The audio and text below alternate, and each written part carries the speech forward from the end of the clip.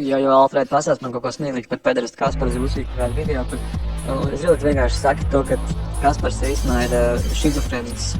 Pasaka to, ka viņš ir šizofrēnisks, deģenerāts, un viņam ir bijusi smaga bērnība, viņš bērnībā ir cietis, viņu bērnībā izpisa dirsā, bet atnāca vecā tiesnese Petane un teica, Kasparī, mīļais puisīt, ja?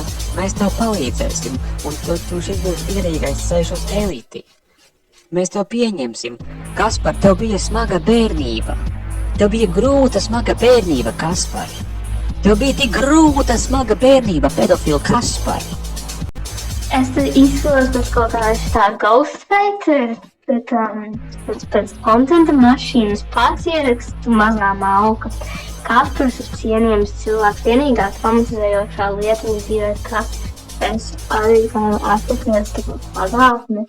Es viņu izvaroju kā ar alus pudeli, ko viņš dzēra. Bet tā ir manā aktievība ar to, ko viņš man izdarīja. Tas nav saistīts ar viņa šizofrēniju vai ko citu vai kādiem signāliem.